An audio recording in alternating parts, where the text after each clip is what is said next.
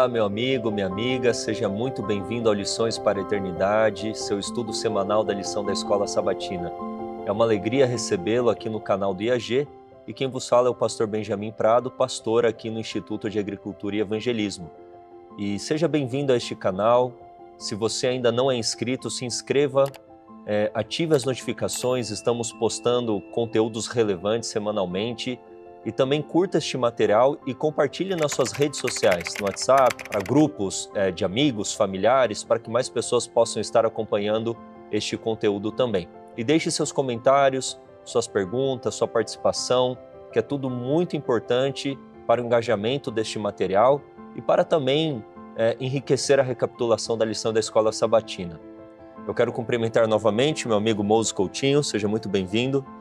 Muito obrigado, pastor. É, na verdade, um grande prazer estar aqui com vocês. Eu dizia para o pastor que essa lição promete, tem muita coisa aqui, muito ensinamento, muitas lições para nós, e vai ser uma bênção. Eu agradeço a Deus pela oportunidade. Amém, louvado seja Deus. E antes de orarmos e iniciarmos a recapitulação, eu quero estender um convite a vocês. Estamos nos aproximando do 9º Congresso do IAG, que será no mês de outubro, com o tema Os Perigos da Mídia. Será do dia 8 a 13 de outubro. Então, se você tem interesse, faça a sua inscrição, entre em contato conosco com o DDD 37 99804 7165. Entre em contato conosco, faça a sua inscrição. Nós temos 2 pregadores, um deles já veio aqui, que é o pastor Daniel Miranda, e o outro pregador é o Scott Meyer. Certamente esse congresso, as vagas serão esgotadas rapidamente, porque são pessoas conhecidas e muitas pessoas querem ouvir essas palestras e pregações, então faça contato o quanto antes e faça também a sua inscrição. Nós temos também, se aproximando, Um curso de apicultura. Um outro curso. Isso, nós vamos estar realizando o nosso 3º curso de apicultura aqui no IAG, e vocês estão convidados a participar também. É uma boa oportunidade de aprender um tipo de trabalho, principalmente para aqueles que desejam morar no campo e não sabem por onde começar. Então nós vamos estar ensinando aqui desde o básico até o mais avançado da apicultura, na prática, trabalhando com as nossas abelhas aqui, e você está convidado.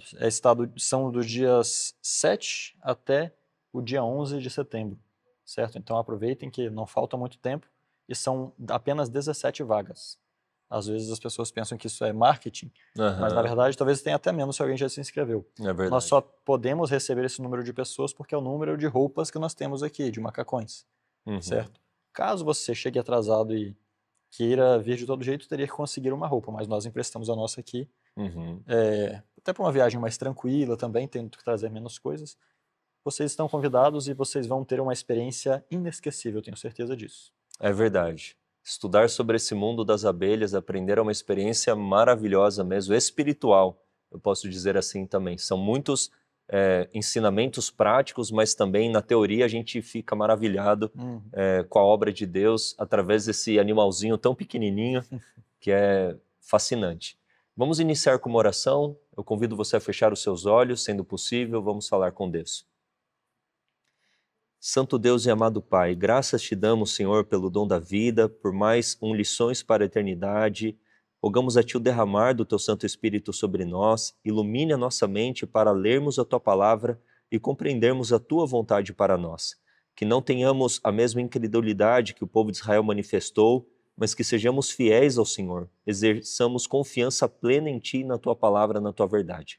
Amém. Graças te damos por tudo, em nome de Jesus. Amém, Senhor. Amém. Graças a Deus. Nós estamos na lição de número 7, que tem como título O Pão e a Água da Vida. Vamos tentar aqui decifrar a imagem desta semana, que está um pouco enigmática. Nós ficamos aqui tentando decifrar e entender. Nós temos diversas interrogações e uma seta que aponta para uma mesa que tem ali um pão, tem ali uma água, e você tem então uma Bíblia, dá a entender que é uma Bíblia, só que da direita para a esquerda, assim como a Bíblia hebraica escrito respostas. Então, as nossas dúvidas certamente são sanadas sempre na palavra de Deus. E essa semana, tendo o título Pão e Água da Vida, esses 2 elementos que marcaram a experiência do povo de Israel na peregrinação ali no deserto, certamente são símbolos, como Paulo fala lá em 1 Coríntios capítulo 10, versos 6 e 11, que são símbolos de Cristo. É um tipo. Então, nós entendemos que o pão é Cristo e a água da vida também é Cristo. Eles beberam de uma água espiritual e esta água, esta pedra, esta rocha é Cristo Jesus. Então, as respostas sempre serão dadas na palavra de Deus. Qualquer dúvida, questionamento, nós temos que ir para a palavra de Deus. Algumas coisas Deus responde, outras não, mas tudo aquilo que nos é necessário, tudo aquilo que é necessário para a nossa salvação, para o fortalecimento da nossa fé, certamente nós temos revelado na palavra de Deus. Mose, lê para nós o verso para memorizar, que está em Êxodo 16, do verso 28 ao verso 30. Certo. Então o Senhor disse a Moisés: Até quando vocês se recusarão a guardar os meus mandamentos e as minhas leis? Vejam, o Senhor deu a vocês o sábado. Por isso ele, no 6º dia, lhes dá alimento para 2 dias. Cada um fique onde está. Ninguém saia do seu lugar no 7º dia. Assim o povo descansou no 7º dia. Maravilha. Então nós estudaremos sobre o maná num dos dias da lição, mas começando aqui na lição de sábado, nós terminamos a lição passada falando do êxodo, da saída, da abertura do Mar Vermelho, e já começa então uma peregrinação, um caminhar no deserto. E o deserto, obviamente, é um lugar que traz um sentido de sequidão, de morte, de dificuldades, de diversas provações e desafios, e o povo de Israel enfrentaria todos esses desafios. E Deus estava conduzindo o seu povo por este caminho desafiador, porque o povo precisava aprender, enfim, das lições, diversas lições mesmo. Só que, infelizmente, esse é o relato que o povo de Israel sempre mostra murmuração, incredulidade, desconfiança, rebelião, muitas vezes em relação à liderança de Moisés. E isso serve como um exemplo para nós, que não cometamos os mesmos erros que eles cometeram. Então a lição de sábado vem apresentando já esses desafios. O final do capítulo 15, que apresenta o Cântico de Moisés, já relata um episódio de murmuração, de incredulidade, e é uma lição para nós. Eu achei interessante como o autor termina a lição de sábado, que ele diz assim, mas quem aprende, né, tão facilmente, rapidamente? E às vezes, Moses, eu tenho 3 filhos, Moses conhece meus filhos e até às vezes um tio, né, dos meus filhos, e no processo de educar eu falo assim para eles, mas quantas vezes eu já tive que falar isso para vocês, mas quantas vezes... Daí o Espírito Santo fala assim na minha mente, e eu com você, quantas vezes eu já tive que te falar isso, quantas vezes? Então, nós olhamos para esses episódios do povo de Israel e falamos, não, isso é um absurdo, como que eles puderam ter esse tipo de comportamento? Mas e nós? Eu fiquei pensando nisso. Sim, realmente. E tem um outro pensamento que eu tive também quando eu li essa primeira lição, pastor, que é a seguinte. Existe uma crença, e mais uma vez isso vem à tona porque, na verdade, a Bíblia inteira vem trazendo isso. Existe uma crença de que a pessoa precisa aceitar a Cristo para ser salva e que então ela será totalmente transformada quando Jesus vem, na sua segunda vinda. Ou seja, Jesus morreu e tudo que falta para nós sermos salvos é ele voltar. Mais nada. Sendo assim, nós poderíamos perguntar, por que ele ainda não voltou? O que está faltando? Exato. Se é ele quem faz isso tudo, por que ele ainda não voltou? Num piscar de olhos, Exato, ou tipo, na ocasião da sua vinda. Salvei vocês, agora eu volto para pegar. É só isso. Ou será que Deus se deleita no sofrimento do povo? Será que Deus tem algum propósito totalmente obscuro que nós não conhecemos? Ou será que a imagem do começo da lição nos explica? A imagem do começo da lição também é entendida da seguinte maneira. Aquilo que nós não entendemos da nossa realidade hoje, nós podemos entender olhando para a história deles. É verdade, excelente. Certo? Porque nós temos ali o pão, a água, falando das dificuldades que eles passaram, e também uma Bíblia representando talvez até o que Moisés disse em Deuteronômio 8, de que nem só de pão vive o homem, mas de toda a palavra que sai da boca de Deus. Ou seja, em cima da mesa estavam as 3 coisas. Quando nós olhamos para a lição passada, nós vemos que Deus tirou o povo da escravidão, mas ele não os levou direto para Canaã. Não pegou e pulou a dificuldade assim, colocou lá. Por quê? Porque na dificuldade há propósito. Deus tinha um propósito com a dificuldade. Eles deveriam passar a disciplina no deserto. Porque geralmente é na aflição que nós aprendemos a confiar em Deus verdadeiramente. É verdade. e onde também nós somos polidos das nossas dificuldades. Nós vamos ver Deus chamando o povo o tempo inteiro para guardar os seus mandamentos, guardar os seus mandamentos. Uhum. E aí, se nós voltamos na pergunta que eu fiz anteriormente, então, por que que Jesus já não voltou e nos restaurou? Porque, na verdade, uma boa parte do processo de restauração é aqui. Nós estamos no deserto hoje. Nós vivemos nesse deserto. Nós que cremos em Cristo não vivemos na escravidão do pecado, mas também não podemos dizer que já estamos no céu. Nós estamos no deserto de aflição, onde Deus deseja construir em nós várias características. Uhum. Características necessárias para que nós recebamos a salvação. E a lição traz aqui que o povo deveria aprender disciplina, autocontrole, sacrifício, altruísmo, confiança no Senhor e especialmente obediência. Uhum. Ou seja, a razão pela qual nós estamos aqui é para aprender a obedecer. É verdade. Deus não manipula os sentimentos dos seres humanos e Deus também não obriga o ser humano como se ele fosse uma ferramenta e vira uma chave nele que ele começa a obedecer do nada. Uhum. Ninguém é assim. É verdade. Poderemos nós obedecer estando acostumados a fazer o mal? Não. Ninguém faz o bem estando acostumado a fazer o mal. Então a dificuldade é uma ferramenta de Deus para nos ensinar a fazer o bem. Uhum. A verdade é isso, quando nós olhamos para essa experiência, né? E uma outra coisa também que nós vamos ver nessa lição, na verdade, na história toda do povo aqui, que eu já comentei anteriormente também, é que o povo deveria entender que Moisés era o líder através do qual Deus falava. Moisés não era Deus. Essa é uma grande questão de importância. Moisés era o líder através do qual ele falaria, e eles deveriam obedecê-lo, mas eles não deveriam culpar a Moisés pelas suas dificuldades. Eles deveriam ir diretamente a Deus, assim como Moisés fazia. No começo da lição, dessa lição inteira, né, lá atrás, nós lemos em Hebreus 11 que Moisés se manteve como vendo o invisível. Certo?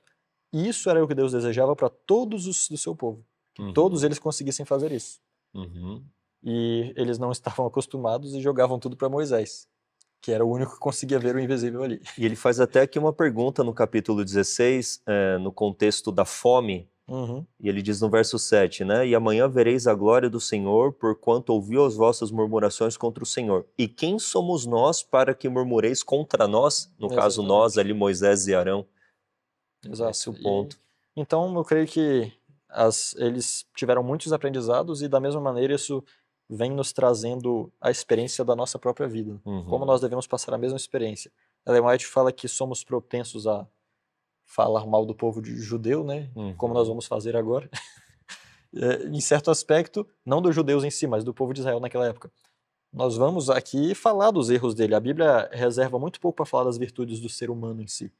Ela fala muito da glória e da justiça de Cristo. É verdade. E desmascara a incredulidade humana, a condição pecaminosa humana. Isso. E não é errado nós vermos isso. O errado é nós não nos vermos nisso. Exatamente, concordo. Isso. Aí que nosso estudo é limitado, quando nós vemos a história e pensamos que é algo separado de nós, que nós não podemos estar incluídos no mesmo acontecimento da mesma maneira.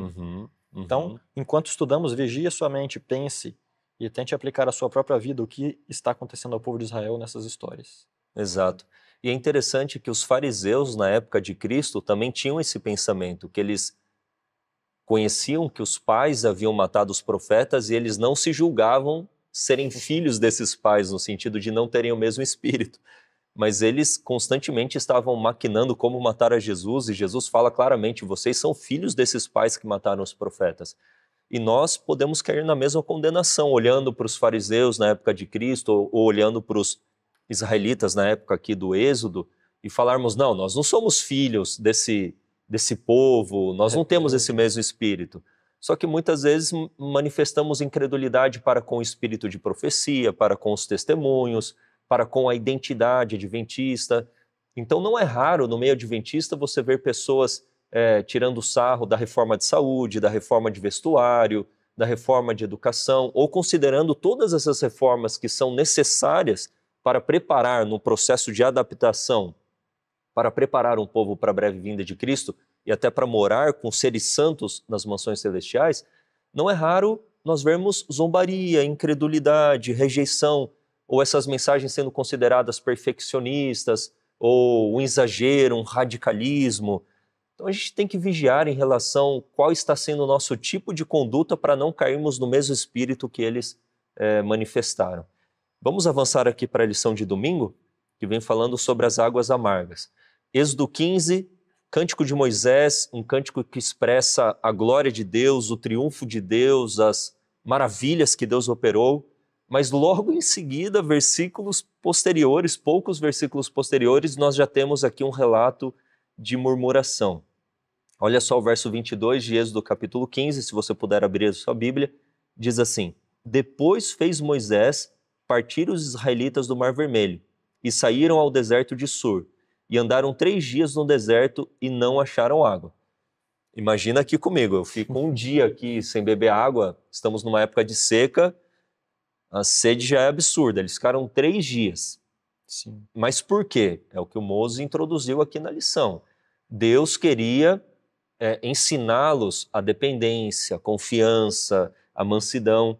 Então chegaram a Mara, mas não puderam beber das águas de Mara, porque eram amargas. Por isso chamou-se o lugar Mara, que significa amarga. Verso 24. E o povo murmurou contra Moisés, dizendo: Que havemos de beber? E ele clamou ao Senhor, e o Senhor mostrou-lhe uma árvore que lançou nas águas, e as águas se tornaram doces. Ali lhes deu estatutos e uma ordenança, e ali os provou. E disse, versículo 26, olha a condicionalidade, se ouvires atento a voz do Senhor teu Deus, e fizeres o que é reto diante de seus olhos, e inclinares os teus ouvidos aos seus mandamentos, e guardares todos os seus estatutos, nenhuma das enfermidades porei sobre ti que pus sobre o Egito, porque eu sou o Senhor que te sara. Então vieram a Elim, e ali havia 12 fontes de água e 70 palmeiras, e ali houve abundância, né? E ali se acamparam junto das águas. Então nós temos este relato, né, da murmuração, né, de uma manifestação de incredulidade, uma manifestação de uma memória curta, né, moço? Uma memória curta que muitas vezes acabamos cometendo o mesmo erro. Com certeza. Uma coisa que nós já podemos introduzir aqui, vamos bater um pouco naquela tecla que eu já disse, né? Uhum. Não existe um sofrimento aleatório. Não existe nenhuma dificuldade aleatória.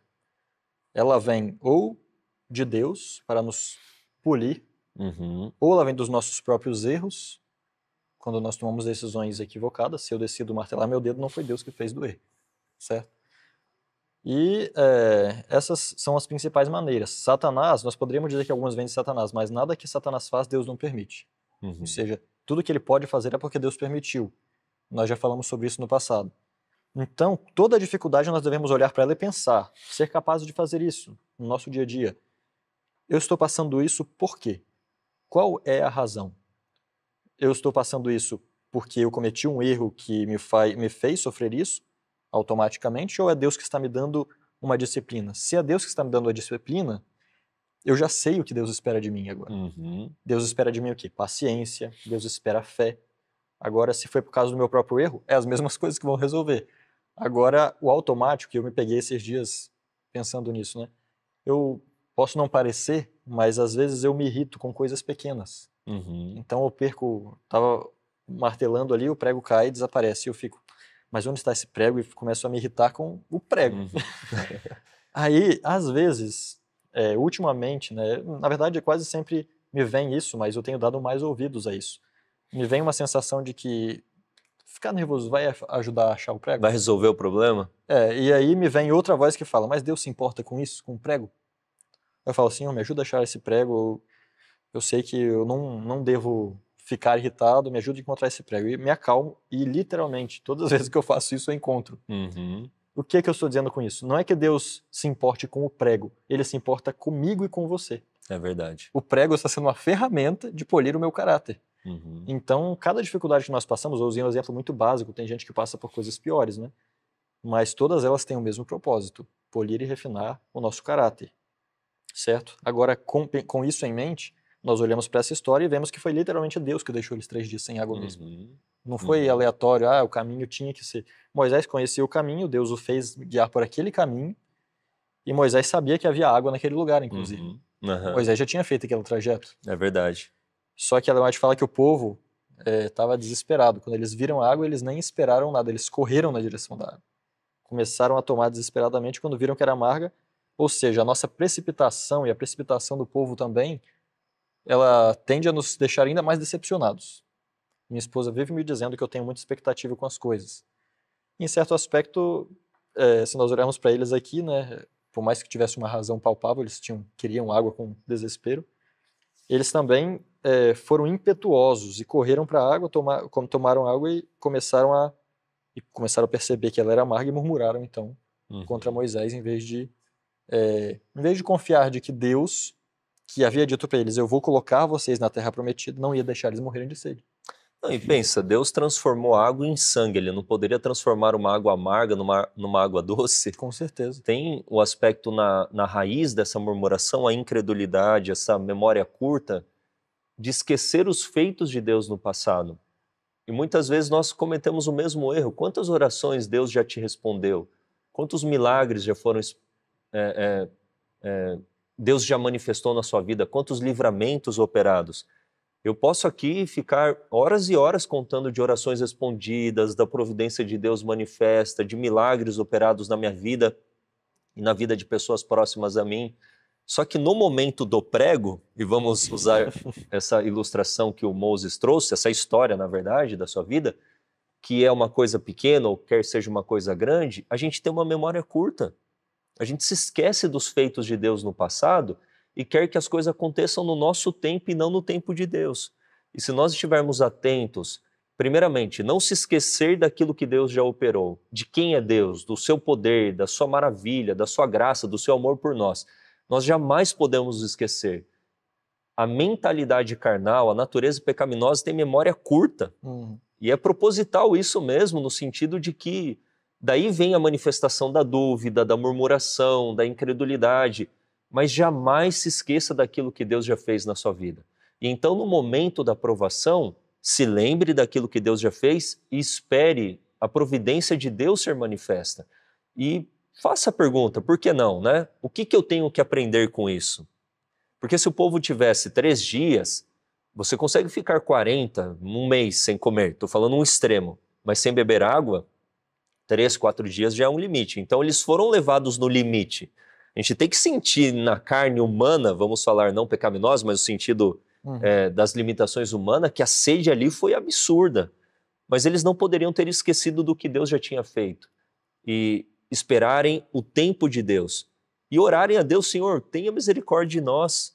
O que o Senhor quer nos ensinar com isso? E se eles estivessem atentos a isso, certamente eles teriam passado pela provação de uma maneira demonstrando fidelidade, confiança, e teriam aprendido as lições que Deus queria ensiná-los. Exatamente.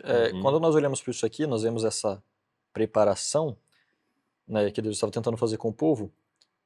Deus queria ensiná-los a não se esquecerem que na necessidade, na prova e tentação, era Ele quem os guardaria. E por que isso? É verdade. A necessidade de água não seria algo tão perigoso quanto as tentações que eles enfrentariam na terra da promessa. A falta de água não tira ninguém do céu e da vida eterna, não tira ele do agrado de Deus e não viola a sua consciência. Agora, a tentação para a idolatria que eles sofreriam estando na terra da promessa, essa tinha poder para destruí-los, para tirá-los do agrado de Deus e para violar as suas consciências. Deus estava preparando o povo para que, resistindo com a ajuda dele a pequenas coisas, em certo aspecto, eles pudessem estar prontos para entrar na terra prometida.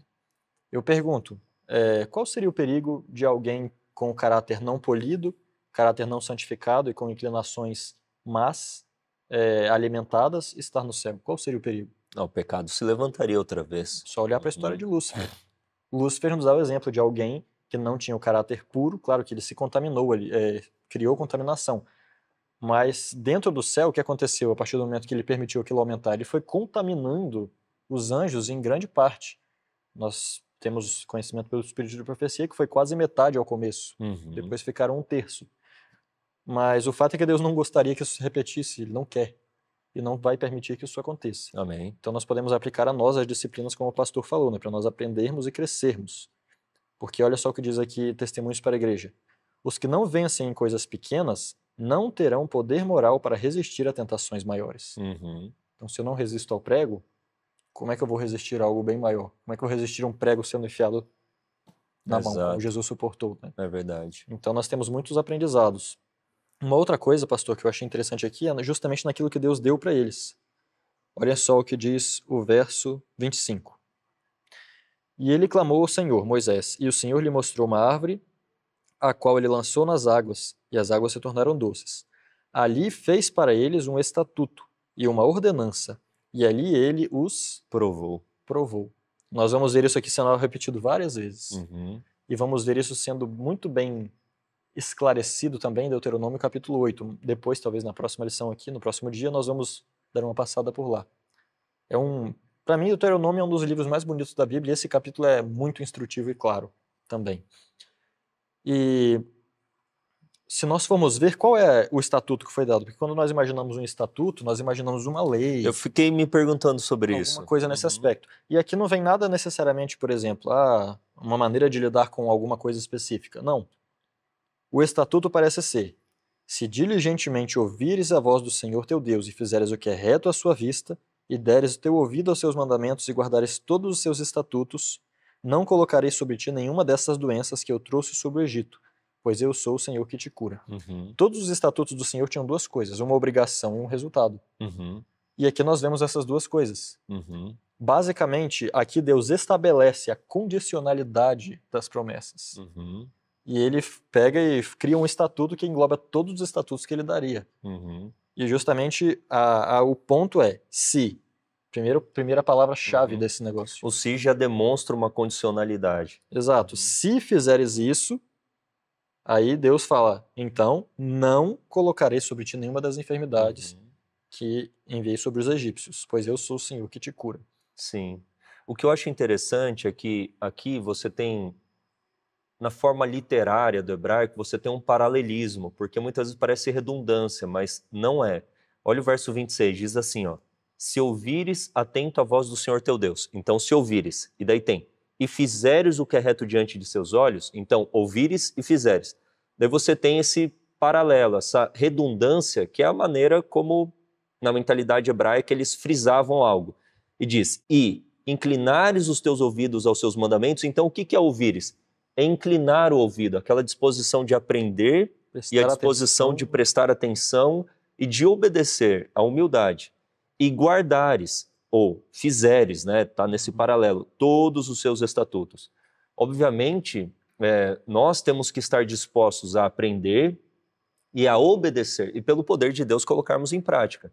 Se nós não fizermos isso, respeitarmos a condicionalidade, como que Deus manifestará sobre nós as suas bênçãos? E o porquê eu falo isso? Porque se Deus ele abençoar na incredulidade, ele estará validando a incredulidade, ou nos ensinando a olharmos para o pecado, para a incredulidade de uma maneira assim, não tão reprovável, como se fosse uma coisa pequena, uma pequena semente que com o passar do tempo não daria frutos negativos e frutos de morte. Então Deus, nessa condicionalidade, por amor a nós, ele não nos abençoará nessa incredulidade, porque vai ser terrível para nós, por mais que Deus queira fazer isso. Então nessa condicionalidade deve haver uma cooperação entre Deus e o ser humano, e aqui não é nada de mérito, é apenas uma condição viável para que Deus manifeste a sua providência, manifeste a sua graça. Então muitos padecem sofrimentos, doenças, enfermidades, e depois se perguntam, né, Senhor, por que o Senhor, como se a culpa fosse da parte de Deus, ou por que também eu não experimento a cura?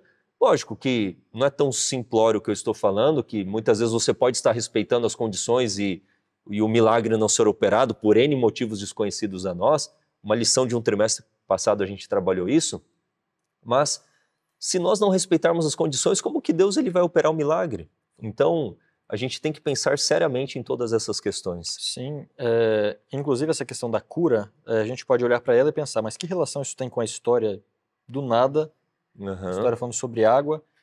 Que Ellen White nos traz o pensamento aqui, um comentário, de que a madeira, a planta que foi jogada dentro da água, ela era um remédio para a água.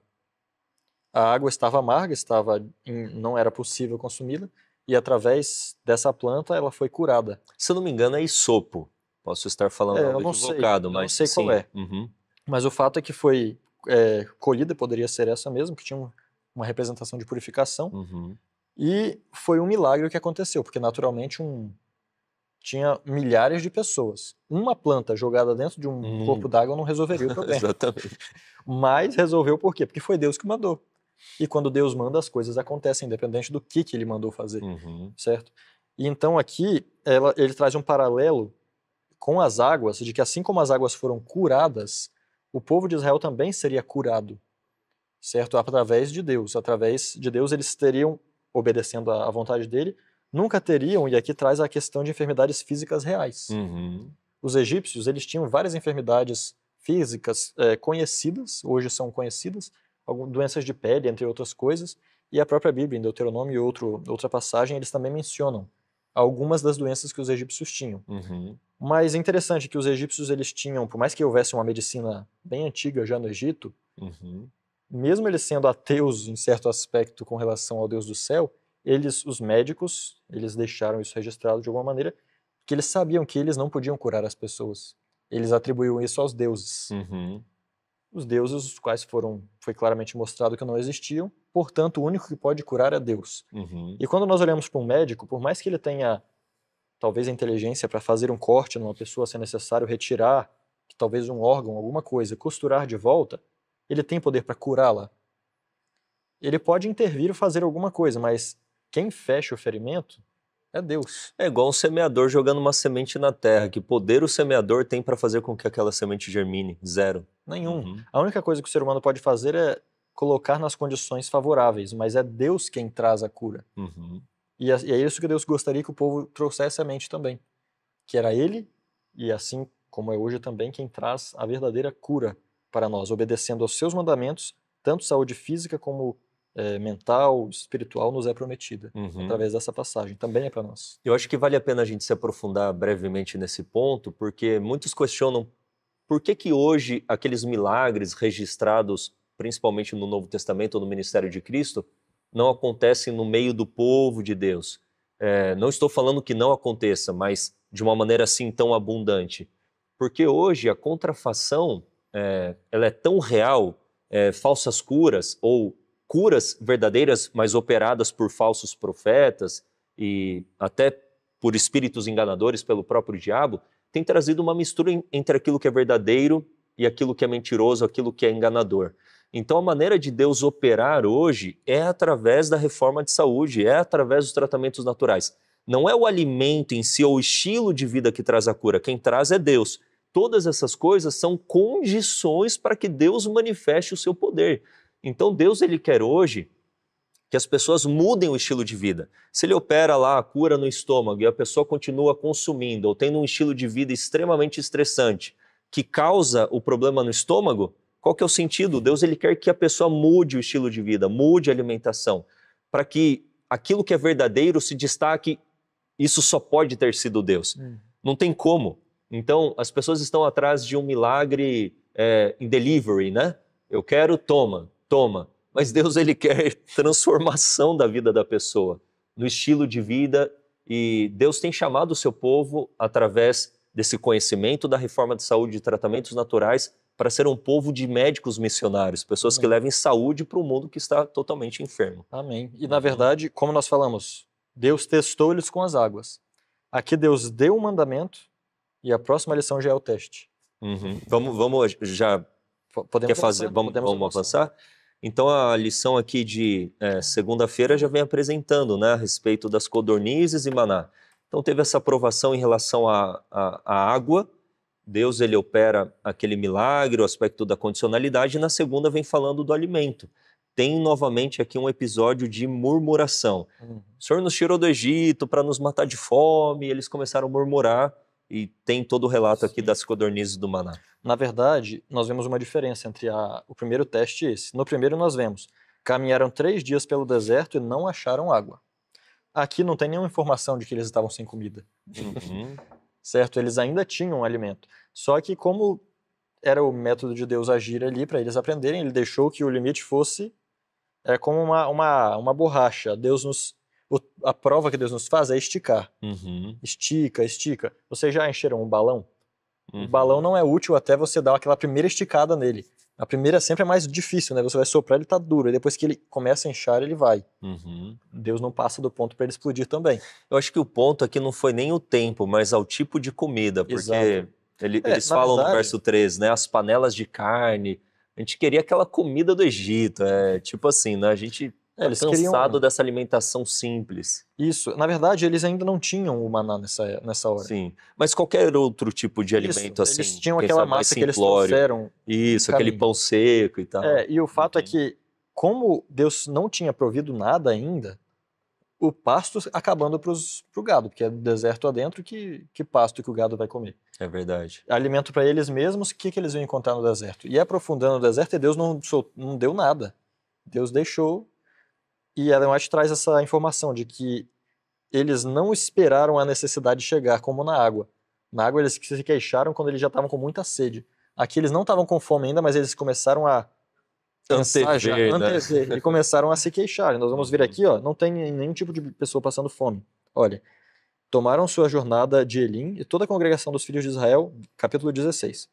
Veio ao Verso deserto Uhum. de Sim, que está entre Elim e Sinai, no 15º dia do segundo mês depois de sua partida da terra do Egito. E toda a congregação dos filhos de Israel murmurou contra Moisés e Arão no deserto. Uhum. E os filhos de Israel disseram a eles: quem dera tivéssemos morrido pela mão do Senhor na terra do Egito. E aí eles começam a se queixar e murmurar mais uma vez, né? Quando estávamos assentados junto às panelas de carne, quando comíamos pão à vontade, por que nos trouxeste para esse deserto para matar toda a assembleia de fome? Olha só, que coisa incrível. Uma das coisas mais incríveis também que eu vejo nisso aqui é o próprio fato de Deus não ter se irado com o povo aqui ainda, né? Uhum. Porque eles se queixaram 2 vezes, mas Deus os tratou como crianças que ainda não sabiam se comportar. É verdade. Só que com paciência, não como muitos pais fazem hoje, né? Com certa paciência, ele vai, os leva. E nós aqui já entramos, então, no estatuto que Deus deu antes do capítulo 16, e nós podemos ver que o apetite sempre foi É verdade. e ainda é a tentação mais poderosa de Satanás. E é onde ele tem os maiores resultados também. Uhum. Até hoje, desde o Éden, com Adão e Eva, até nós aqui nos últimos dias, e Ellen White fala que a sensualidade hoje é o pecado do século, Uhum. está incluído no apetite. O apetite é a maior arma que Satanás tem usado contra o povo de Deus e contra a humanidade. Esse ponto que o Moses falou é muito importante. Quando a gente fala apetite, não é só comida, mas tudo aquilo relacionado à sensualidade, promiscuidade, Tudo desperta muito desejo no ser Isso, humano. paixão, desejo. Uhum. O que acontece? O apetite, na verdade, ele é a maior manifestação da natureza pecaminosa, certo? Aquilo que você sente quando, falando aqui de maneira sóbria para homens, quando você é atentado para uma aparência de uma mulher, isso é o apetite. Uhum. Ou aquilo que você sente quando você olha aquela comida do Egito, assim, bem bonita, Uhum. aquele A cheiro de concupiscência churrasco. da carne, né? Aquele Aquelas coisas desejo assim. da carne. Né? Isso são os apetites. Uhum. Aquilo é a maior marca da natureza pecaminosa. E Ellen White diz o seguinte: aquele que controla o apetite controlará todas as paixões. Uau. Então, se nós aprendemos a controlar isso, nós controlaremos todos os outros desejos pecaminosos que tem no nosso ser. Tremendo esse texto, impressionante. Isso é muito forte. Uhum. Bom, então, nós vimos aqui, né, que Deus foi paciente com o povo, tolerante com eles, mas nós vemos que eles viram milagres, muitos milagres antes, e agora eles vão receber novos milagres. Deus dá para eles agora o maná. Uhum. Deus entrega o maná e então eles veem vários milagres diários. Uhum. Alguns semanais ali, e eles veriam por 40 anos em si. Uhum. Eu gostaria até de tocar por verso aqui. Sim, claro, por favor. Verso 14, olhem só.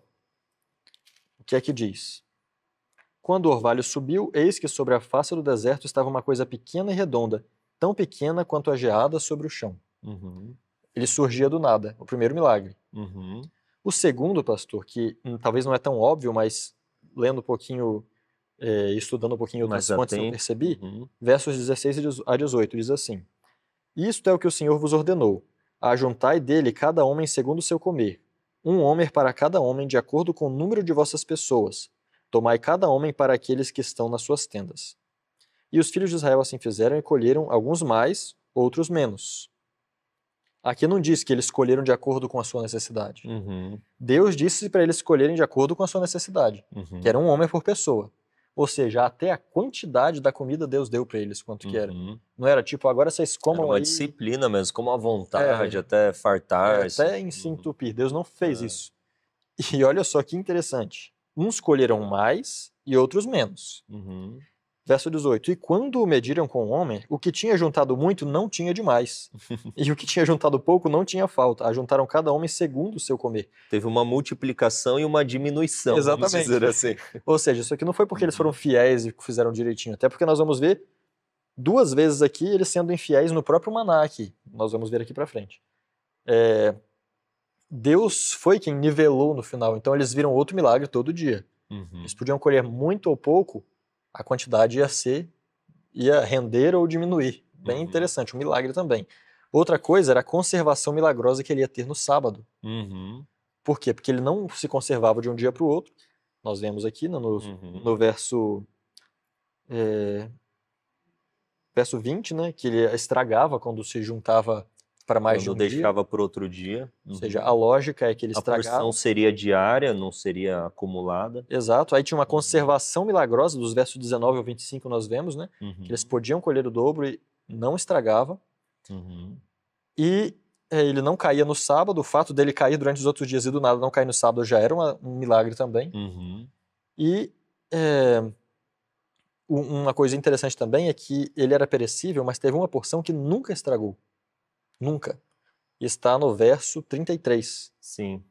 E disse Moisés a Arão: toma um vaso e coloca um homer de maná nele, e guarda-o diante do Senhor para ser guardado para vossas gerações.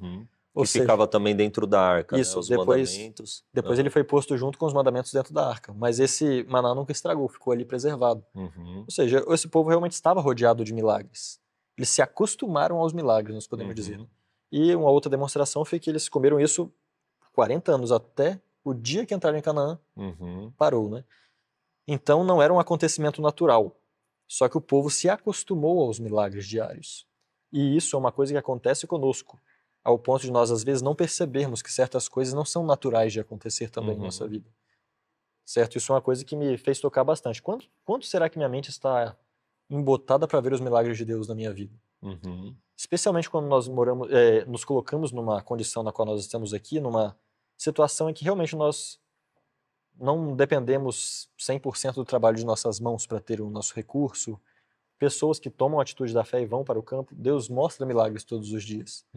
Nós não podemos nos acostumar com os milagres de uma maneira que nós nos esqueçamos que tudo provém de Deus. É verdade. Senão nós repetimos o mesmo erro deles.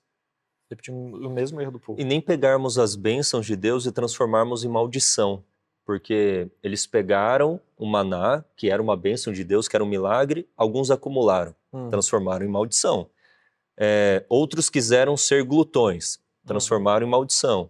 E muitas vezes a gente pega também as bênçãos de Deus, Deus tem te dado recurso, Deus tem te alimentado, e você pega o recurso e gasta com coisas ilícitas, ou com coisas que vão trazer uma destruição para a sua vida, ou monta aquele banquete, louvado seja Deus pela comida e pela abundância, mas comete a glutonaria.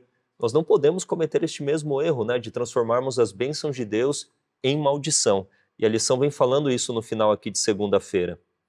E aqui tem um ponto também, a lição não trabalha esse tópico, porque são muitos tópicos a serem extraídos aqui de Êxodo 16, a respeito da menção do sábado, como sendo o 7º dia.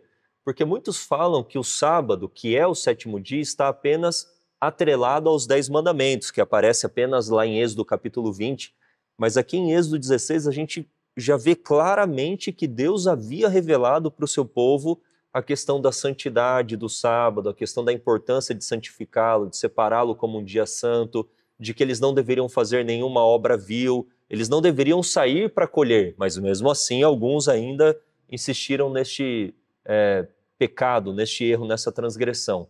Então o sábado ele aponta lá para a criação, lá para Deus como criador e mantenedor. Eu acho interessante porque aqui no deserto você não semeia, você não colhe, mas você tem a manifestação da providência divina, de que Deus mantém o seu povo. Isso remonta lá para a criação. De quem que nós recebemos? De Deus. Quem que nos mantém? É Deus. E o maná ensinava isso. Deus é o mantenedor do seu povo. E qual que é o memorial da criação, o memorial da redenção e o memorial de que Deus é o nosso mantenedor? É o sábado. Então, eu acho lindo o sábado aqui estar atrelado a este relato do maná. Deus é o provedor, Deus é o mantenedor de vocês. Descansem em Deus. Não é no seu trabalho que você descansa, não é na sua renda, descansa em Deus e Ele vai prover tudo aquilo que vos é necessário. E aqui Êxodo 16 apresenta essa lição de uma maneira maravilhosa. Sim, tem um ponto específico dessa lição do sábado que eu achei lindo e que, na verdade, hoje pode ser muito útil para ajudar pessoas recém-conversas, por exemplo. Nós vemos muita preocupação, se eu me converter e tiver que deixar de trabalhar no sábado, como é que eu vou manter minha Exato. família, como é que eu vou me sustentar? Se nós olhamos para essa história, nós vemos claramente duas coisas. Deus proverá. Não há uma razão para temer, pelo Amém. contrário, Amém. há uma razão para temer e ir contra a vontade de Deus. Tem o verso que eu não me lembro a referência, mas ele fala que o povo trabalhava e não conseguia dinheiro. Quem conseguia colocava no saco furado. Comia e não se saciava. Por quê? Porque não obedeciam à vontade de Deus. E olha o que acontece aqui. Verso 26. 6 dias colhereis, mas no 7º dia é o Shabat. Nele não haverá. E aí o verso 27. Aconteceu que saíram alguns do povo no 7º dia para juntar e não acharam nada. E aí nós vemos claramente que Deus provê a necessidade de quem guarda a sua lei. E quem não guarda, ele apenas se decepciona e traz mais dificuldades para a sua própria relação com Deus. Olha o verso 28. E o Senhor disse a Moisés: até quando recusareis obedecer os meus mandamentos e minhas leis? Isso é tremendo. E isso remonta de que eles já tinham o conhecimento de mandamentos e de leis, de estatutos, como nós vimos aqui no capítulo 15, de ordenanças, que não é porque a Bíblia não menciona que eles não tinham esse conhecimento, mas ela menciona de uma maneira indireta. Agora, quais eram esses mandamentos? Talvez, de uma maneira oral, Moisés já havia transmitido ao povo muitos dos mandamentos que viriam posteriormente e que Moisés registraria. Exato. Será que antes disso aqui idolatria era permitida? Será que antes disso aqui adultério, matar, essas coisas eram permitidas? Obviamente que não. Exatamente. Ou seja, existe uma lei moral eterna, que ela não começou a partir de um certo testamento que Deus fez com o seu povo, né? Ela sim é adaptada do céu para a terra, porque lá não existem certas coisas, mas existem os paralelos. O adultério aqui certamente tem um paralelo lá. O sábado é o único mandamento que é especial, porque não é automático de todo mundo achar que é lei de Deus. É verdade. É o mandamento da fé. É separado mesmo, exatamente. Para a pessoa guardar o sábado, ela tem que ter fé de que é só porque Deus falou, que não tem uma razão específica para guardar o sábado. Exatamente. É só porque Deus mandou. Exatamente, amém. E é muito lindo isso, né? É uma lição aqui com muitos ensinamentos. Sim, eu vejo até, tem duas outras coisas, por favor, claro, com certeza. Muito. A primeira é que nós falamos da questão da carne. Deus não deu carne para o seu povo durante a história. Esse ponto ele é interessante, né? Porque o povo ele clama por carne. Moisés fala aqui no verso 4 sobre carne. Então disse o Senhor a Moisés: eis que vos farei chover pão dos céus. O Senhor só fala de pão. Daí aqui, deixa eu ver, no versículo 11, 8... tá, Moisés, né? Moisés. No verso 4 é Deus quem fala que vai dar pão, daí no verso 8 Moisés fala de carne e pão, Deus não tinha falado, e daí no verso 12 o Senhor fala de carne e pão. E neste contexto, primeiro, das codornizes, não há um juízo sobre o povo, porque num segundo relato milhares morrem. Mas aqui a gente vê a misericórdia de Deus, mas não foi Deus quem quis dar, foi Moisés que falou e Deus atendeu aqui o clamor do povo, mas não partiu da vontade de Deus. Sim, Deus, na verdade, nós até comentamos isso um tempo atrás, quando o povo insiste em algo que não é bom para ele, Deus não priva o povo daquilo. Porque tudo com Deus é por consciência, Deus não obriga ninguém a ficar sem algo que quer. Mas ele também não priva das consequências daquilo. Então Deus permitiu a primeira vez, só que uma consequência é o quê? Se vocês não estão seguindo o meu estatuto, não tem como nós andarmos juntos. E aí, na segunda vez que eles pedem carne de novo, nessa primeira Deus realmente passa por alto, deixa. Na segunda vez que eles pedem, os mais glutões deles são mortos ali por Deus naquele momento. Por quê? Porque o pecado e Deus não poderiam andar juntos. E o povo era o primogênito de Deus. Então, que nós tenhamos isso em mente. Não insistamos naquilo que Deus disse não. Quando nós insistimos, Deus pode nos dar, pode permitir que nós tenhamos, mas isso não quer dizer que seria o melhor para nós. Várias vezes na Bíblia nós temos isso acontecendo. Sim. E o que você falou, Mons, eu fiquei pensando aqui, né? O povo de Israel era o primogênito de Deus, Jesus o primogênito de Deus. E onde Israel falhou, Jesus foi vitorioso.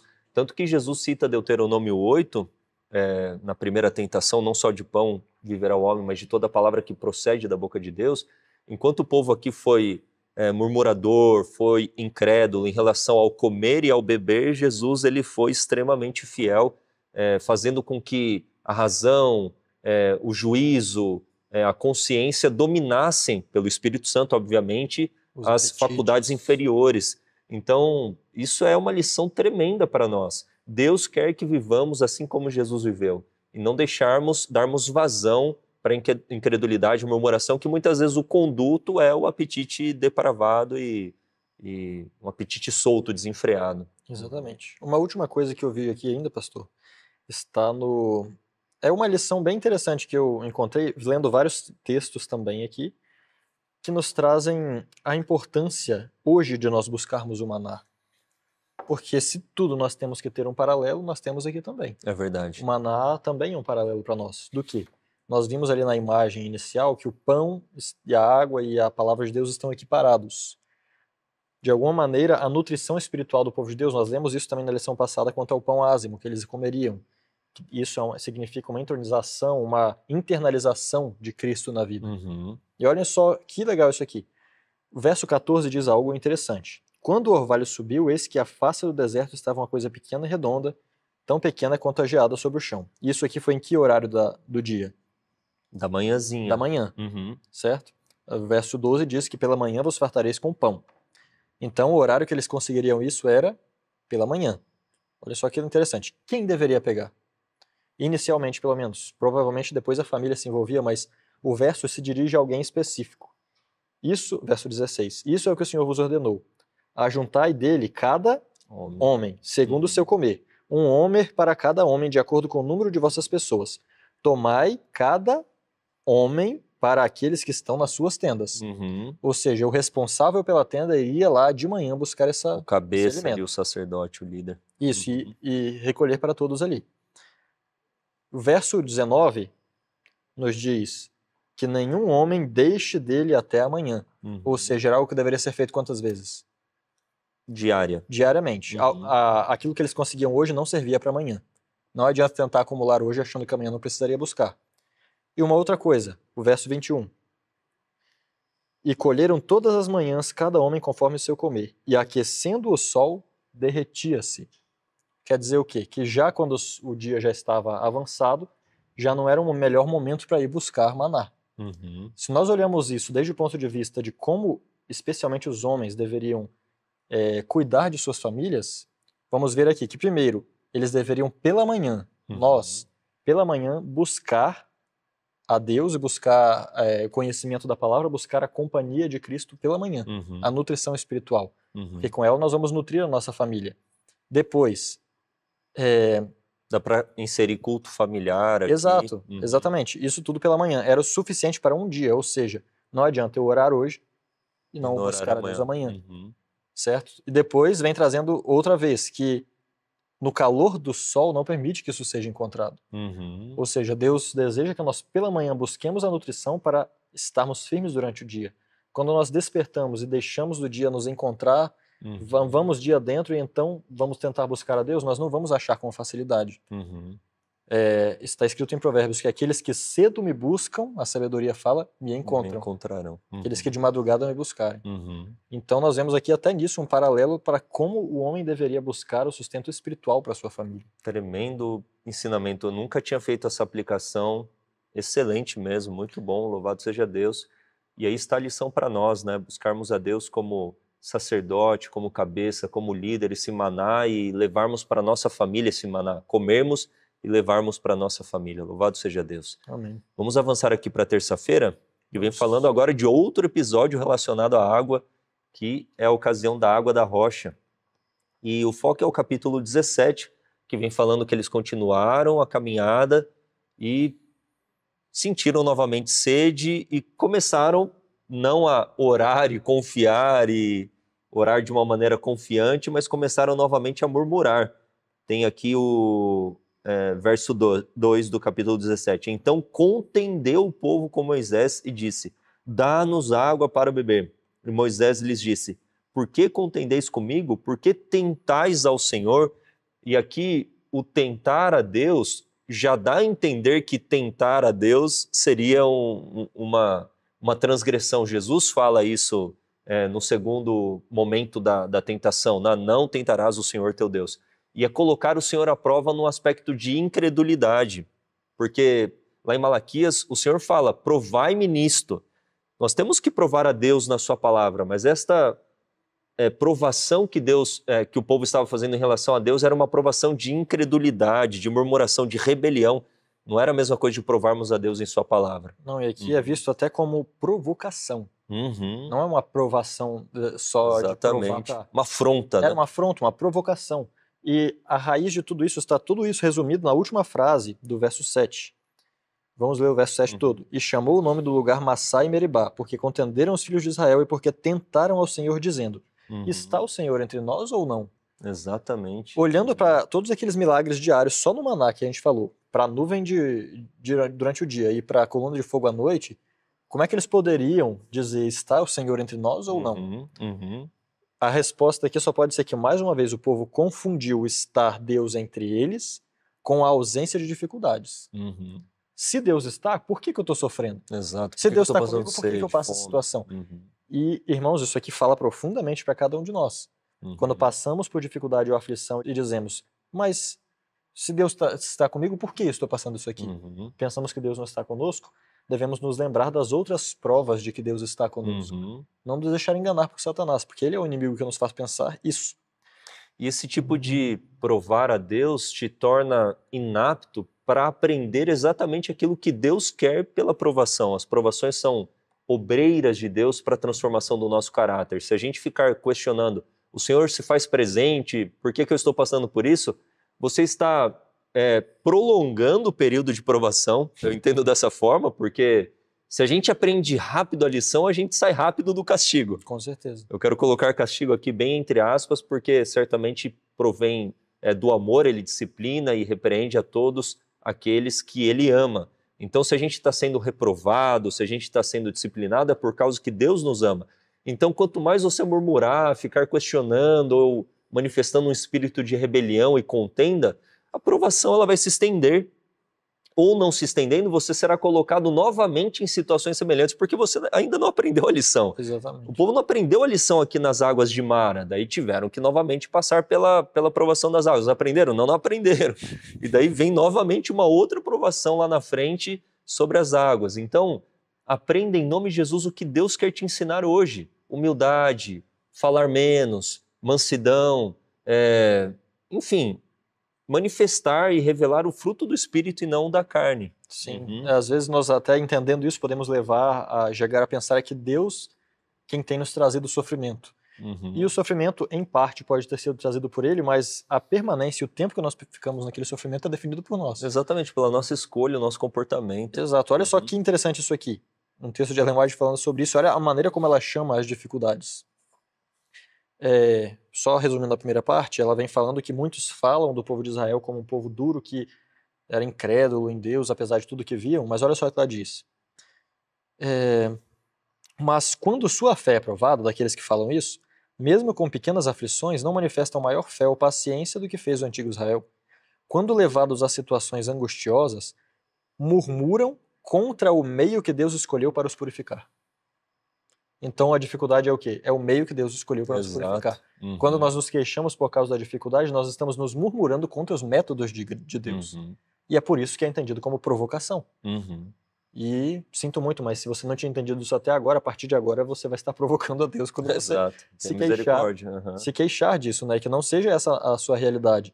Porque, olha só o que diz aqui. Posto que sejam supridas suas necessidades presentes, muitos não estão dispostos a confiar em Deus para o futuro e se acham em constante ansiedade, receosos de que a pobreza lhes advenha e que seus filhos venham a sofrer. Porque você está falando disso de pobreza, né? Mas o fato de nós não termos agora a tranquilidade que nós queremos não quer dizer que Deus não esteja provendo e não proverá. Pelo contrário, Deus proverá. E essa era a dificuldade do povo de Israel, não entender que aquilo que eles não viam agora, Deus daria na hora necessária. Sim. E aqui a gente tem um relato interessante de que Moisés ele é orientado por Deus para ferir a rocha, né? Versículo 6. Porque tem dois relatos. Esse é o relato que Moisés de fato fere, mas ele não pecou contra o Senhor porque o Senhor havia dado essa orientação. Versículos 5 e 6 diz assim: Então disse o Senhor a Moisés: passa diante do povo e toma contigo alguns dos anciãos de Israel, e toma na tua mão a tua vara com que feriste o rio e vai. Ou seja, o mesmo relato aí do Êxodo capítulo 15. Eis que eu estarei ali diante de ti sobre a rocha, em Horebe, e tu ferirás a rocha, e dela sairão águas, e o povo beberá. E Moisés assim o fez diante dos olhos dos anciãos de Israel, e a glória do Senhor foi manifesta aqui neste episódio. Então, a rocha ali representava quem? É interessante nós trabalharmos esse aspecto da simbologia, da tipologia, que Paulo vem apresentando isso lá em 1 Coríntios capítulo 10. Vamos ler esse texto, que é bem significativo também. E Paulo ele menciona aqui em 1 Coríntios 10 exatamente os pecados do povo.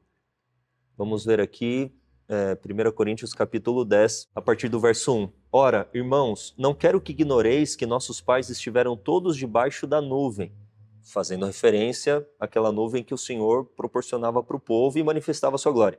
E todos passaram pelo mar, e todos foram batizados em Moisés na nuvem e no mar, e todos comeram de uma mesma comida espiritual, fazendo uma referência ao maná. Verso 4. E beberam todos de uma mesma bebida espiritual, porque bebiam da pedra espiritual que os seguia, e a pedra era Cristo. Mas Deus não se agradou da maior parte deles, por isso foram prostrados no deserto. Por que que não se agradou? O verso 7 em diante vai falar isso, mas vamos ver o verso 6. E estas coisas foram-nos feitas em figura, para que não cobicemos, olha o motivo de Deus não ter se agradado, para que não cobicemos as coisas más como eles cobiçaram. Não vos façais, pois, idólatras. Versículo 8, não forniquemos. Verso 9, não tentemos a Cristo. Verso 10, e não murmureis. Então nós temos aqui a menção bem literal dos pecados que eles cometeram, né? A idolatria, a murmuração, a fornicação, enfim, todos esses pecados. Mas o ponto é, aquela água era Cristo. Era Cristo na nuvem fazendo com que da rocha saísse água. Cristo no futuro seria ferido pelas nossas transgressões para que nós pudéssemos beber da água da vida que Ele nos oferece, que pode saciar os nossos anseios por perdão, por restauração, por libertação, por salvação. Essa rocha ferida é Cristo.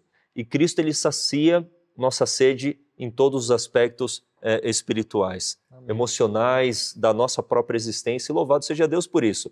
Isso faz com que entendamos também, Moses, que aquele contraste que muitos fazem entre o Deus do Antigo Testamento e do Novo Testamento é extremamente artificial, porque se a rocha ali é Cristo, o Deus do Antigo Testamento é o mesmo Deus do Novo. Exato, exatamente.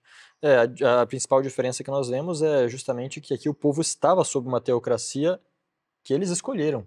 Eles quiseram estar nessa teocracia. Eles não eram obrigados a estar no meio do povo de Israel. Eles poderiam individualmente fazer o que quisessem. Mas tem uma outra coisa interessante que eu vi, pastor, num paralelo interessante, que aqui diz assim no verso 5. Do capítulo 17? Isso. E disse o Senhor a Moisés, vai adiante do povo e toma contigo os anciãos de Israel e o teu cajado, com o qual feriste o rio. O rio.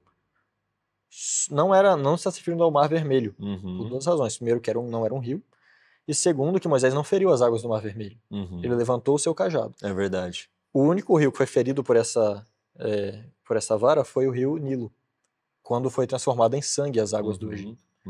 E assim nós vemos um paralelo interessante de que a vara simboliza correção, disciplina e castigo. Significava as duas coisas, tanto para o povo de Israel como para o povo do Egito.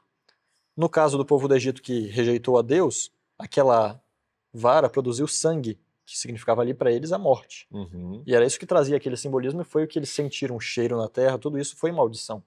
Para o povo que Deus queria salvar ali, e que em certo aspecto Deus estava tentando moldar para que eles se tornassem um povo fiel, a mesma vara, ao ferir a rocha, produziu água da vida. Então nós vemos que a mesma correção pode ser usada de maneira construtiva ou de maneira destrutiva. Depende também do povo, e nesse caso aqui o líder teve uma grande diferença. No caso do Egito, se Faraó tivesse aceitado, seu povo não teria tido uma corrente de sangue, uma corrente morta. Nesse caso, graças a Moisés, Deus ainda deu ao seu povo uma corrente viva de águas. E é assim também com a disciplina de Deus para conosco, né? A disciplina dele pode trazer destruição para nós, dependendo de como nós a É recebemos, verdade. trazer sangue e morte, mas se nós aceitamos a Cristo como nosso substituto, essa mesma vara vai produzir para nós vida, vai Uhum. produzir uma corrente viva para nós. Amém. E nós, mesmo estando no deserto da aflição, porque isso é um detalhe importante, a vida que Jesus nos dá não significa que nós saímos do deserto. Significa que nós vamos ter vida no deserto. Uhum. Eu até fiz uma frase aqui que eu gostaria de ler. Claro. Uhum. Olha, a rocha ferida de morte em seu lugar simbolizará a água da vida, que os preservará no deserto da aflição. A rocha no deserto não significa ausência de dificuldades, significa auxílio nas dificuldades. Uhum. Uhum. Então, isso é uma coisa para nós termos Amém. em Louvado mente seja Deus. quanto à rocha, né, quando nós pensamos nisso Uhum. também. Uma representação para nós de Cristo. Amém. Louvado seja o nome de Deus. Que lição maravilhosa. Se você está gostando, deixa seu like, deixa seus comentários também, pedidos, agradecimentos, compartilhe este material. O estudo dessa semana a gente vai se estender um pouquinho mais, porque a gente viu a riqueza dessa lição, de quantos ensinamentos podemos extrair desses textos aqui maravilhosos. E eu tenho certeza que você está maravilhado, para a honra e glória do Senhor, que quando nós nos detemos na palavra de Deus e analisamos espiritualmente quantos ensinamentos Deus ele quer nos transmitir. Como Paulo disse lá em 1 Coríntios, todas essas coisas foram registradas como exemplo, para que não cometemos os mesmos erros, mas que venhamos a fazer diferente na nossa geração. Amém. Vamos avançar para a lição de quarta-feira? Tem mais algum comentário para a lição de terça? Podemos avançar. Vamos avançar. A lição de quarta vem falando a respeito de Jetro. Só um detalhe, a lição só na sexta-feira vem mencionar sobre os amalequitas no capítulo 17, porque depois desse relato da rocha ferida, da água que sai, tem um relato do embate que há entre o povo de Israel e os amalequitas são da descendência de Esaú, e eles alimentaram no coração o desejo de exterminar o povo de Israel, de eliminar o povo de Israel, mas Josué liderando, e aqui é a primeira vez que Josué aparece no relato bíblico, ele já aparece como um líder militar, um homem submisso à liderança e autoridade de Moisés e, obviamente, a de Deus. Eles conquistam, né?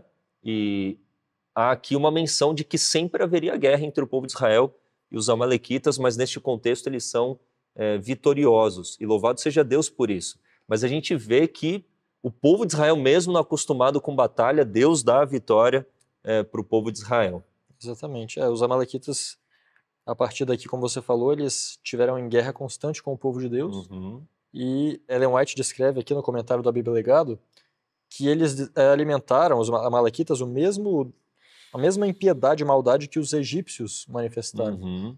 E eles diziam que se os israelitas entrassem em escravidão com eles, o Deus dos israelitas não conseguiriam libertar eles das mãos dos deuses amalequitas. Né? Uhum. Então, era uma dureza realmente. Com a gente vai ser diferente o negócio. Isso. E aí, por que a gente fala isso? Às vezes as pessoas pensam que Deus é muito duro com o povo, porque a gente só lê aqui, vê uma guerra, e aí diz: o Senhor jurou em seu coração que fará guerra contra Amaleque de geração em geração.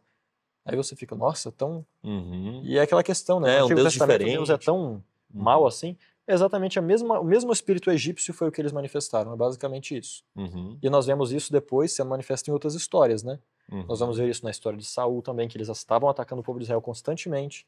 E na história da rainha Esther, como você comentou. Exato. Amã era um descendente de Amaleque. Então é outra história, mas nos mostra o quanto havia inimizade, não só um desejo de Deus, assim, eu quero destruir esse povo, não. Enquanto ainda havia um remanescente deles, eles lutavam contra o povo de Deus. Sim. E assim, Deus ele está olhando para o macro, porque se o povo de Israel ele é destruído, como que Deus suscitaria o Messias que viria da descendência de Abraão, de Isaac e Jacó, Exatamente. que viria da tribo de Judá? Então, o plano da redenção seria totalmente prejudicado, a salvação da humanidade seria prejudicada. E esse povo não foi assim, não era uma inimizadezinha, era um ódio, era uma ira. A lição de sexta-feira vem trazendo um texto do Espírito de Profecia, que o Moses mencionou aqui da Bíblia Legado. E se prepare que em breve teremos o lançamento da segunda edição da Bíblia Legado, já aproveitando aqui essa ocasião. Era um ódio mesmo, era uma ira.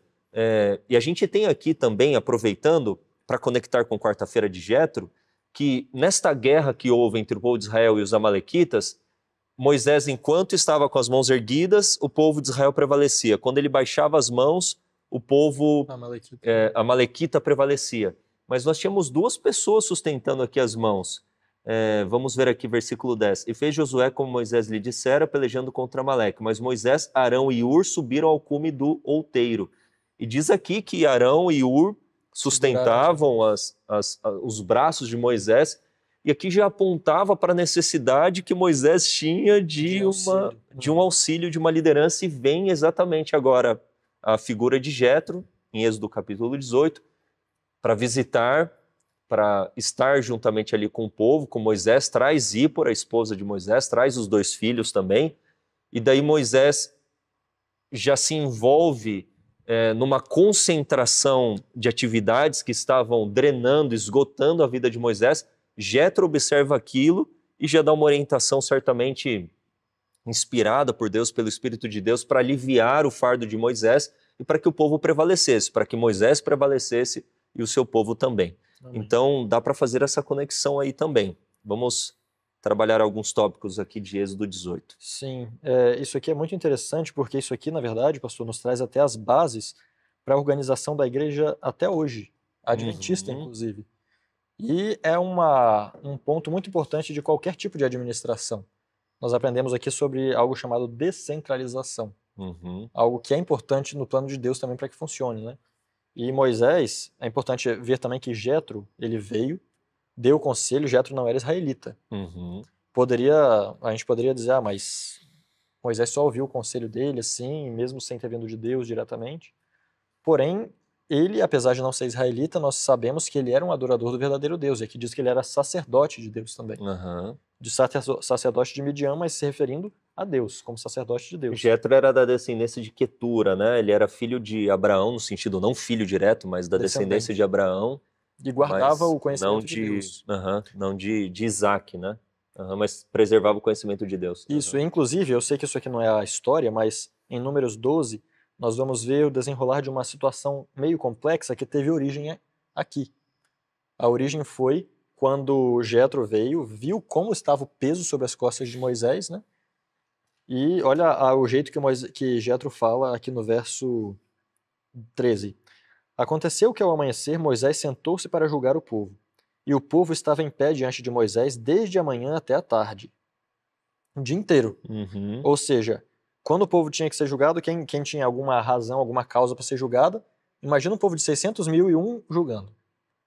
Que coisa... Seria uma coisa insana, assim, de consumir mesmo a vida de Moisés. E do povo também, porque olha aqui, o povo estava em pé diante de Moisés desde a manhã até a tarde. Imagina aquelas filas quilométricas e... Exato. E aí Jetro falou, e quando o sogro de Moisés viu tudo que ele fazia ao povo, disse, o que é isso que fazes ao povo? Por que te assentas sozinho e todo o povo fica em pé diante de ti desde a manhã até a tarde? E Moisés disse a seu sogro, porque o povo vem a mim para perguntar a Deus. Quando eles têm uma questão, vêm a mim e eu julgo entre um e outro e os faço saber os assuntos de Deus e suas leis. E aí vem o conselho sábio. E o sogro de Moisés lhe disse, o que estás fazendo não é bom. Certamente desfalecerás tu e este povo que está contigo, porque isso é muito pesado para ti. Não és capaz de realizar isso sozinho. E aqui ele aconselha que ele chame várias pessoas, não acho que eram... Não falo o número específico aqui. Mas a característica dessas pessoas é mencionada. Isso. Que estão nos versos... E Moisés deveria ensinar a eles. Versículo 21. Isso, eles deveriam ser treinados no verso 20. Verso 20, treinados. E tu lhes ensinarás as ordens, as leis, e lhes mostrarás o caminho que devem andar e a obra que devem realizar. Além disso, tu proverás de todo o povo homens capazes, tementes a Deus, homens da verdade, que aborreçam a avareza, e que veem características de como deveriam ser líderes. Primeiro, que aborreçam a avareza. E esse aqui eu acho que é uma das coisas mais difíceis de se encontrar um líder que seja realmente fiel nisso aqui. É verdade. Nós vemos na história de Israel acontecendo isso, é bem complexo.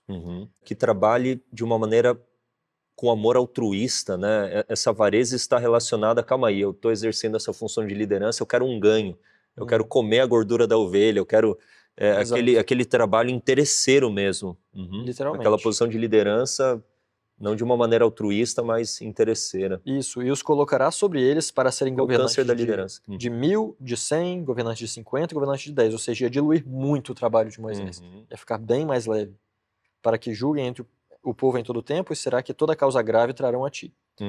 E aí, Moisés, então, ouviu a voz do seu sogro, diz o verso 24, e ele escolheu esses homens, e eles julgaram o povo em todo o tempo. As coisas graves traziam para Moisés, e as pequenas julgavam eles mesmos. E isso aqui acabou gerando até futuramente um mal-estar entre Arão e Miriam, e isso aqui vai ser importante para nós entendermos um pouco o contexto de Moisés. Por mais que eles estivessem ali na frente com Moisés, como líderes, profetas, o espírito de profecia nos traz a informação de que eles nunca sentiram o peso da responsabilidade como Moisés tinha sentido. Então, para eles, ok, estamos aqui guiando o povo, estamos juntos, mas na verdade quem trabalhava mais era Moisés. E quando Moisés aceita esse conselho, eles se sentem meio assim, ele nem falou com a gente e aceitou o conselho. E eles vão lá e acusam Moisés de algumas coisas, acontece um episódio desconfortável na família ali, mas o fato é que Jetro teve essa sensibilidade. E uma outra coisa, a Bíblia não traz isso aqui, não vem escrito aqui, mas Ellen White diz que, na verdade, quem levou essa informação para Jetro foi Zípora. Por quê? Interessante. Zípora, desde a época em que ela tentou ir para o Egito com Moisés e eles tiveram que voltar por causa da circuncisão do filho, ali foi demonstrado uma coisa. Quando Zípora disse assim, tu és um homem de sangue por causa da circuncisão. Quem não queria a circuncisão era Zípora. Nós vimos o lado negativo disso na outra vez. Não que era ruim ela não querer a circuncisão, mas o fato de que Moisés deixou a decisão para ela. Mas isso também demonstrava que ela era uma pessoa muito sensível ao sofrimento.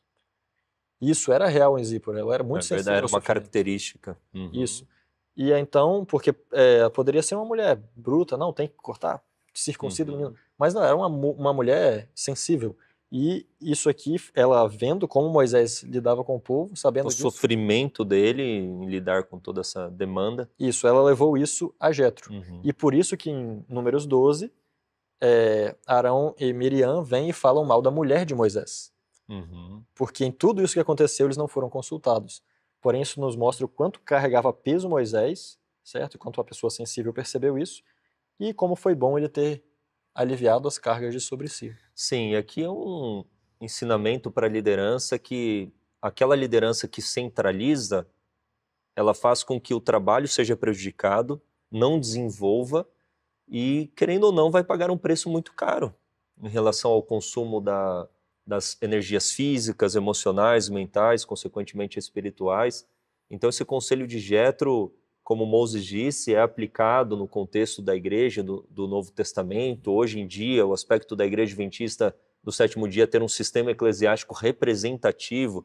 Então você tem a igreja sendo dividida em divisões, uniões, associações, distritos, igrejas, até chegar ali na comissão da igreja local, e os problemas maiores sendo designados apenas às instâncias superiores. Então, é uma forma de administrar certamente que tem a sabedoria de Deus para aliviar o cargo e os fardos que pessoas que exercem um cargo de liderança acabam enfrentando. Então, temos que acatar aquilo que está escrito, aquilo que o Senhor nos orienta e nos dá como sabedoria. Vamos finalizar aqui, então, com a lição de quinta-feira, o pão e a água da vida. A gente já leu o texto de 1 Coríntios, já mencionou todo esse paralelo que há, mas tem coisas mais lindas aqui para falarmos a respeito deste paralelo. A água da vida certamente é Cristo, pão que desceu do céu, fazendo uma referência ao maná, mas o pão que desceu do céu é Cristo, e é Ele quem sacia a nossa fome espiritual, nossa sede espiritual, é Ele quem nos dá a salvação e a vida eterna. Então nós temos que todos esses relatos, eles foram escritos como tipos, está lá no grego em 1 Coríntios, no versículo 11, como exemplos ali é tipos, de tipologia mesmo, para que nós venhamos a fazer de uma maneira diferente, comermos do pão, bebermos da água espiritual que é Cristo e termos a nossa vida espiritual saciada e recebermos dele a salvação e a vida eterna. Amém. Nós podemos entender que o Antigo Testamento é a base do Novo Testamento. O mesmo Jesus que guiou o povo no Antigo Testamento, ele veio morar com o povo no Novo Testamento, né? E ele é o mesmo que vai cumprir a totalidade das promessas para o povo dos últimos dias. Nós cremos que na nossa geração isso se cumprirá. Ele, como foi falado, é a água da vida, e eu diria que era principalmente isso que ele queria que o seu próprio povo entendesse naquela época. Ele tentando fazê-los entender que nem só de pão viverá o homem. E aqui em Deuteronômio capítulo 8, não vamos poder ler tudo, mas olha só o que diz aqui os primeiros versos. Todos os mandamentos que vos ordeno neste dia observareis para os cumprirdes, para que vivais e vos multipliqueis, e entreis e possuais a terra que o Senhor jurou a vossos pais. Te lembrarás de todo o caminho pelo qual o Senhor Deus te conduziu esses 40 anos pelo deserto, para te humilhar, para te provar, para saber o que havia em teu coração, se guardaria os seus mandamentos ou não.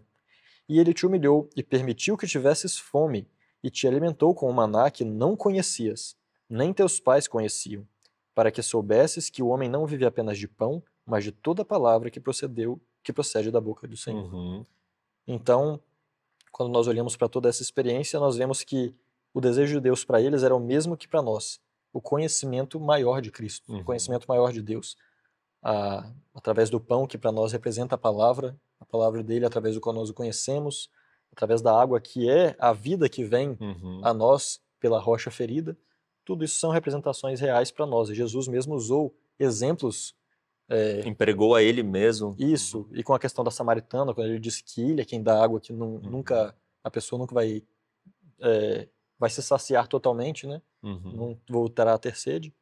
Tudo isso são representações reais para nós, né? Nós não devemos rejeitar esses ensinamentos. Sim, a gente vê que interessante, né? João 4 vem falando da água da vida, João 6 do pão da vida. É a mesma sequência que a gente encontra em Êxodo.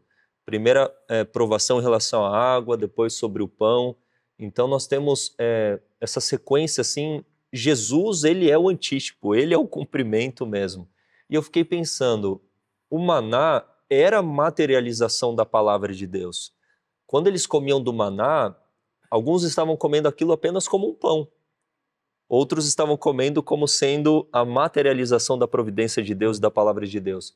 E o que eu quero dizer com isso? Que se na provação não entendermos que as providências de Deus que estão sendo manifestas são a providência de Deus e tratarmos as coisas do dia a dia como sendo apenas coisas do dia a dia, o maná é coisa do dia a dia. Eu vou lá como pão. Mas eles tinham que entender ali o cuidado de Deus, o amor de Deus, a graça de Deus. Quando estivessem com o maná derretendo na boca, com aquele gosto de mel, eles se deleitassem no Senhor. Mas tornaram aquilo que era santo como, né, Sim, como corriqueiro, como se fosse qualquer coisa. E a gente faz isso quando acorda e respira, e tem uma roupa para vestir, e está abrigado, e tem família, tem vida, tem saúde, tem um alimento em cima da mesa, tem trabalho, tem energia. De que maneira a gente está lidando com essas coisas? Como sendo a palavra de Deus que estamos comendo, ou como sendo coisas do dia a dia? E cadê Deus? Onde está Deus? Paulo trouxe... A gente tem que tomar cuidado, né? Vigiar em relação a essas coisas. Isso, em 1 Coríntios 10, Paulo trouxe a expressão de que eles comeram uma comida espiritual. Só que, para ser algo espiritual, eles deveriam pensar espiritualmente, como você está falando, né? Comer pensando no quanto aquilo significa da providência de Deus para eles. Era algo simples, o maná não era nada rebuscado. Tanto é que em algum momento, quando eles já estão super até aqui, assim, eles falam, nossa, esse pão vil, a gente não aguenta mais. Pão asqueroso, né, eles chamam assim, dessa forma. Exatamente, ou seja, tudo aquilo que Deus nos provê, tudo aquilo, a maneira como Deus nos protege, muitas vezes não é abrindo o mar vermelho, não é sempre desse jeito que as coisas funcionam. Nós devemos aprender a reconhecer a bênção de Deus nas pequenas coisas. Só assim nós seremos capazes de reconhecer também da maneira adequada nas grandes coisas, quando elas acontecerem conosco, né? Amém, verdade. Louvado seja Deus. Aqui finalizamos a recapitulação forrada de ensinamentos espirituais. Talvez você tenha que assistir umas 2 vezes. Eu vou assistir essa lição porque a gente ouviu e leu coisas assim maravilhosas que temos que aplicar, temos que ouvir e praticar em nossa vida em nome de Jesus. Amém. Moses, conselhos finais, palavras finais, aqueles que estão nos acompanhando. E antes do Moses falar, se você curtiu esta recapitulação, curta este material, compartilhe. Isso é muito importante para que mais pessoas recebam deste maná espiritual que é o nosso Senhor Jesus Cristo. Recebam da sua palavra. Amém. Bom, resumindo realmente tudo aquilo que Deus nos ensinou através dessa lição, eu só posso expressar para os irmãos o desejo que eu tenho de que cada sofrimento e cada dificuldade que vem no caminho, não olhar como se fosse uma experiência qualquer da qual devo fugir. Pelo contrário, como eu já fiz uma certa vez em minha vida, eu posso assegurar que quando eu fiz esse concerto com Deus, foi a época em que eu mais cresci Cada situação de nossa vida é uma escola. Nós não estamos na Terra Prometida. E se não estamos na Terra Prometida é porque ainda não saímos da escola. É verdade. Que eu e você sejamos bons alunos, aprendamos que as dificuldades são o instrumento que Deus escolheu para moldar o seu e o meu caráter, para que assim encontremos graça e beleza em Jesus, que ele é manso, humilde de coração e simples, para que desde a pessoa mais abastada até a mais humilde possa encontrar satisfação nele. Amém, louvado seja Deus. Eu gostaria de estar aí do outro lado, onde você está, para te dar um abraço, para orarmos juntos, para a gente chorar junto e se alegrar no Senhor. E como isso não é possível, né? A gente só fica aqui com o desejo que será realizado somente lá nas mansões celestiais, Amém. ou Glória a um Deus. ou outro, quando a gente se encontra no dia a dia, nos congressos, ou encontra alguns de vocês. Mas que Deus abençoe a sua vida, a sua família, que essas palavras calem fundo ao seu coração e que seja uma realidade na minha e na sua vida, em nome de Jesus. Amém. Moços, despede-nos com uma oração, vamos falar com Deus. Oremos. Nosso grande Senhor e maravilhoso Pai, nós agradecemos porque o Senhor um dia nos fez um chamado, um dia o Senhor nos convidou a sairmos da escravidão do pecado Amém. e enviou o seu Filho para que fosse possível a nossa libertação. Nós te agradecemos porque, embora muitas vezes não entendamos, embora tenhamos murmurado como os filhos de Israel fizeram, o Senhor tem sido paciente, assim como foi com eles, não nos destruindo, mas nos dando nova oportunidade. Amém, Senhor. Mas nós rogamos, Senhor, do fundo do nosso coração, que o Senhor envie mais do seu Espírito para tocar o nosso ouvido espiritual. Amém. De maneira que as dificuldades não se tornem em morte, em sangue, como foi a vara de Arão tocar o rio Nilo para os egípcios, mas que o toque desta vara na rocha ferida que é Cristo possa nos trazer vida em abundância. Amém. E que nós não nos queixemos, mas confiemos de que o Senhor sempre proverá. Em nome de Jesus. Amém. Amém, Senhor. Graças a Deus. Que Deus abençoe a sua vida, tenha uma ótima semana. Aqui finalizamos mais um Lições para a Eternidade, seu estudo semanal da lição da Escola Sabatina. Que Deus te abençoe. Amém. Amém. IAG, juntos avançaremos.